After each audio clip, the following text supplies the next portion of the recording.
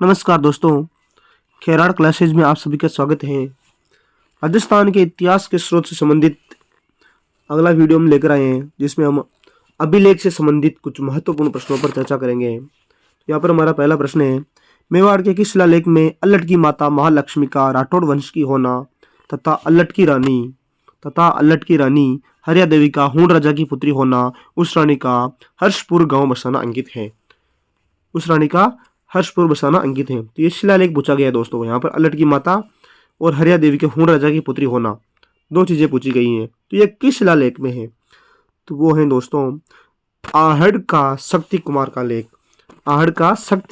लेख। इसमें बताया गया है कि रानी का हर्षपुर गांव बसाना अंकित इस लेख में है दोस्तों। हस्तिकुंडी शिलालेख जो 996 ईस्वी का संबंध किस राजवंश से है? हस्तिकुंडी शिलालेख जो 996 ईस्वी का है का संबंध किस राजवंश से है? यहाँ पर राजवंश पूछा गया है। तो हस्तिकुंडी शिलालेख वो राज संबंध है दोस्तों चौहान राजवंश से संबंधित है। हस्तिकुंडी शिलालेख जो 996 ईस्वी का है। किणसरिया लेख 999 ईस्वी जो केवाय माता के मंदिर में लगा है। जो कहाँ पर लगा है? केवाय माता के मंदिर में लगा था। उसमें किस राजवंशों के शासकों की प्रशस्ति देकर उनकी उपलब्धियों का वर्णन है। यहाँ पर भी शासक पूछा गया दोस्तों कि किस शासकों की प्रशस्ति देकर उनकी उपलब्धियों का वर्णन है। तो वो शासक है दोस्तों यहाँ पर चाहमान वंश। कौन सा है? चाहमान वंश। शिलालेख व शासकों का निम्नलिखित में से कौन सा युग्म सही नहीं? यहाँ पर भी युग्म सही नहीं है पूछा गया है दोस्तों। इस चीज पर हमें बहुत ज्यादा फोकस करना है। सही नहीं है। कौशुंडी शिलालेख सर्ववात ये सही है दोस्तों। हर्षनाथ की मंदिर की प्रशस्ति ये विग्रहराज द्वितीय है। कटियाला के शिलालेख ये कक्कुक है। और राज प्रशस्ति ये कहलन देव ये गलत है दोस्तों। यहाँ पर हमें युग्म सही नहीं है पूछा गया है। तो यहाँ पर हमारा सही आंसर होगा 4 नंबर। ये सही नहीं है। निम्न में से किस शिलालेख में वागड़ के परमाणु की धनिक से लेकर मंडलिक तक की शब्दावली दी गई है। इसमें पाणाहेड़ा का नाम पांशुला खेटक दिया गया है। यहाँ पर पाणाहेड़ा का नाम क्या है? पांशुला खेटक दिया हुआ है। तो यहाँ पर भी उस लेख का नाम पूछा गया दोस्तों। यहाँ पर भी उस लेख का नाम पूछा गया जो परमाणु की धनिक से लेकर मंडलिक वंशावली तक का है। तो वो लेख है दोस्तों यहाँ पर पाणाहाड़ा का लेख। कौन सा है? पाणाहेड़ा का लेख। वो लेख है पाणाहेड़ा का लेख।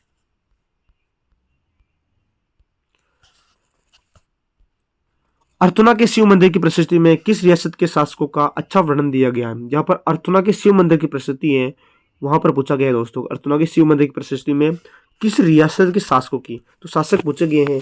तो वो शासक है दोस्तों यहाँ पर वागड़ के परमार। कहाँ के परमार है वो? वागड़ के परमार। हमारा यहाँ पर सही आंसर होगा 4 नंबर।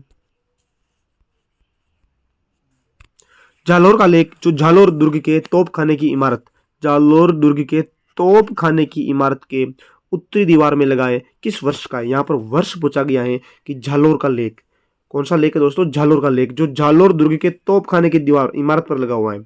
जो तोपखाना है जालोर दुर्ग का उसकी इमारत पर लगा रहा है। तो किस वर्ष का यहाँ पर वर्ष पूछा गया है? तो वो है 1118 ईस्वी 1118 ईस्वी। इसमें जालोर शाखा के परमारों की जानकारी मिलती है। इस जालोर के लेख से किसकी जानकारी मिलती है?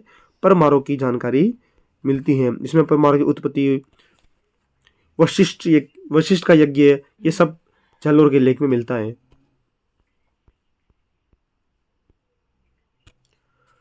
चित्तौड़गढ़ का कुमारपाल का शिलालेख किस वर्ष का है? चित्तौड़गढ़ का कुमारपाल का शिलालेख किस वर्ष का है? यहाँ पर भी वर्ष पूछा गया है कि कुमारपाल का शिलालेख जो चित्तौड़गढ़ में वो किस वर्ष का है? तो वो है 1150 ईस्वी में।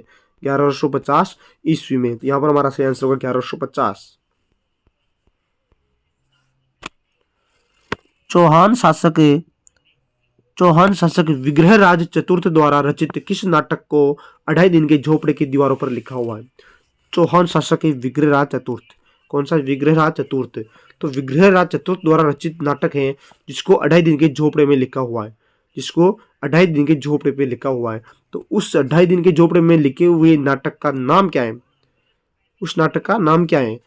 तो वो है दोस्तों यहाँ पर हरिकेली। कौन सा है वो? हरिकेली।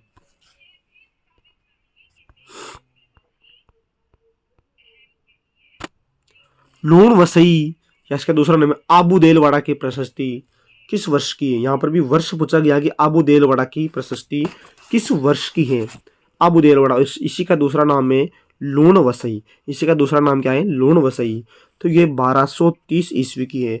आबू देलवाड़ा की प्रशस्ति 1230 ईस्वी की है। यह प्रशस्ति पौरवाड़ जाति, यह प्रशस्ति पौरवाड़ जाति वास्तुपाल व तेजपाल द्वारा बनाई गई है। आबू के देलवाड़ा गांव के लूणोसाई मंदिर की है।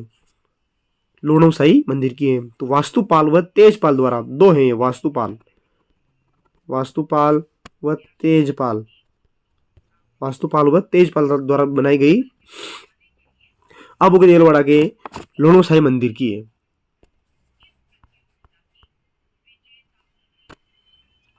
शुंदा पर्वत अभिलेख के संबंध में निम्न में से असत्य कथन है। यहाँ पर असत्य कथन पूछा गया है और वह भी शुंदा पर्वत अभिलेख से संबंधित है। किस अभिलेख से संबंधित है? शुंदा पर्वत अभिलेख के संबंध में निम्न में से असत्य कथन है। असत्य कथन यहाँ पर पूछा गया है। तो यह अभिलेख 1362 ईस्वी का है। यह अभिलेख 1362 ईस्वी का है। तो यहाँ पर हमारा पहला ही कथन, यहाँ पर हमारा पहला ही कथन असत्य है दोस्तों, क्योंकि शुंदा पर्वत अभिलेख 1362 ईस्वी का न होकर 1262 ईस्वी का है। 1362 ईस्वी का न होकर 1262 ईस्वी का है। इसके प्रशस्तिकार जैन साधु जय मंगलाचार्य थे। यह पर सही है ये भी। इसके प्रशस्तिकार जैन साधु जय मंगलाचार्य थे। इसमें चाचिक देव चौहान के बारे में जानकारी मिलती है। यह भी सही है कथन। इसमें चाचिक देव चौहान के बारे में जानकारी मिलती है। इसके अनुसार समर सिंह ने झालोर में गढ़ का निर्माण करवाया और समरपुर की स्थापना की। यह भी सही है। तो यहाँ पर हमारा असत्य कथन पूछा गया है, तो यह 1 नंबर वाला असत्य है, इसलिए यहाँ पर हमारा सही आंसर 1 नंबर होगा। निम्न में से किस लेख से यह मालूम होता है कि तुर्की आक्रमण के कारण चित्तौड़ के आसपास के कई भवनों और मंदिरों को तोड़ा गया? तो यह किस लेख में, यह किस लेख से हमें पता चलता है कि तुर्की के जो आक्रमण हुए उनके कारण भवनों व मंदिरों को तोड़ा गया? तो उस लेख का नाम पूछा गया दोस्तों। यहाँ पर उस लेख का नाम पूछा गया है। उस लेख का नाम है गंभीरी नदी के पुल का लेख। गंभीरी नदी के पुल का लेख। इस लेख से हमें जानकारी मिलती है कि तुर्की के आक्रमण के कारण चित्तौड़ के आसपास के भवनों और मंदिरों को तोड़ा गया है।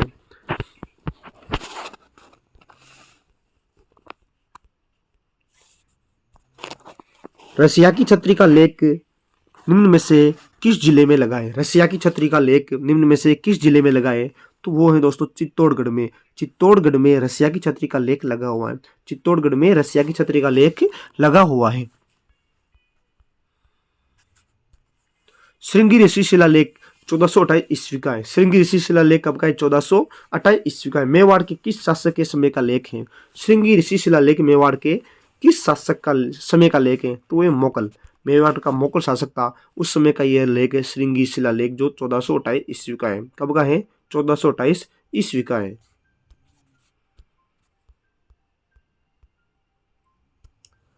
पदराड़ा का लेख मेवाड़ के किस महाराणा के समय का है? पदराड़ा का लेख मेवाड़ के किस महाराणा के समय का है? तो वो है महाराणा कुंभा के।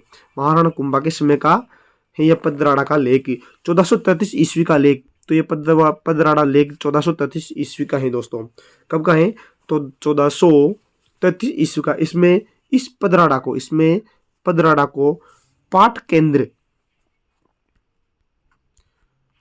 के पद्र नाम दिया हुआ है। इस पदराड़ा को क्या हुआ है दोस्तों? पाट के पद्र नाम दिया हुआ है। तो ये कुंभा के समय का है दोस्तों, कुंभा के समय का। रणकपुर के प्रशस्ति के संबंध में निम्न में से असत्य कथन, यहाँ पर भी असत्य कथन पूछा गया है दोस्तों, और वो भी रणकपुर की प्रशस्ति से संबंधित। किससे संबंधित पूछा गया है? रणकपुर की प्रशस्ति से संबंधित। तो रणकपुर की प्रशस्ति से संबंधित असत्य कथन है दोस्तों। यहाँ पर हमारा पहला कथन देखिए कि प्रशस्तिकार ने इसमें भूलवश गुहिल को बप्पा का पुत्र लिख दिया गया है। प्रशस्तिकार ने भूलवश गुहिल को बप्पा का पुत्र लिख दिया गया है, यह भी सही है। इस प्रशस्ति में बप्पा और कालभोज दोनों को पृथक पृथक व्यक्ति बताया गया है, यह भी सही है, यह भी सही है। इसमें बप्पा से लेकर कुंभा तक की वंशावली दी गई, यह भी सही है। यह लेख रणकपुर के नेमिनाथ मंदिर के एक स्तंभ पर उत्कीर्ण है, यहाँ पर यही असत्य कथन है, और असत्य कथन होने की वजह से हमारा यहाँ पर सही आंसर भी यही होगा, क्योंकि 1439 ईस्वी के इस लेख में भाषा संस्कृत और लिपि नागरी है। जो ये लेख है दोस्तों रणकपुर की प्रशस्ति, ये 1439 की है। कब की है? 1439 की है।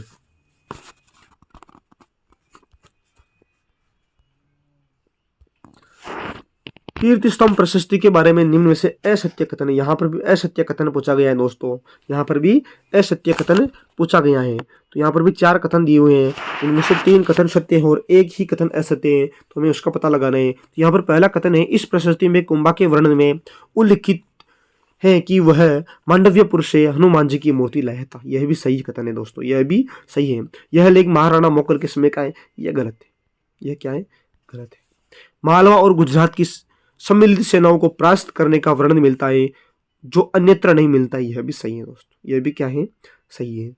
अंत की पंक्तियों में प्रशस्तिकार महेश भट्ट का वर्णन मिलता है, यह भी सही है। तो यहाँ पर हमारा असत्य कथन हो जाएगा दूसरा, 2 नंबर का कथन यहाँ पर असत्य कथन हो जाएगा। निम्न में से किस शिलालेख में महाराणा हमीर को विषम घाटी पंचानन कहा गया है? निम्न में से किस शिलालेख में राणा हमीर को विषम घाटी पंचानन कहा गया है? राणा हमीर को विषम घाटी पंचानन किस शिलालेख में कहा गया? तो वो शिलालेख है दोस्तों कुंभलगढ़ का शिलालेख, कुंभलगढ़ का शिलालेख। इस लेख में ही राणा हमीर को विषम घाटी का पंचानन कहा गया है, विषम घाटी का पंचानन कहा गया है।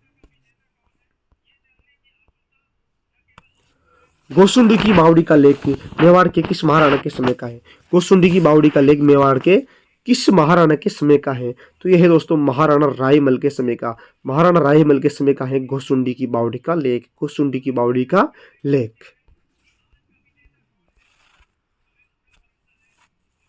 नौलखा बावड़ी प्रशस्ति जो 1587 ईस्वी की है, नौलखा बावड़ी प्रशस्ति जो 1587 ईस्वी का है, का संबंध किस जिले से? तो नौलखा बावड़ी प्रशस्ति किस जिले में दोस्तों? तो यहाँ पर हमारा सही आंसर होगा डूंगरपुर। नौलखा बावड़ी प्रशस्ति कहाँ है? डूंगरपुर में है, जो 1587 ईस्वी की है। तो यहाँ पर हमारा सही आंसर होगा डूंगरपुर, नौलखा बावड़ी प्रशस्ति।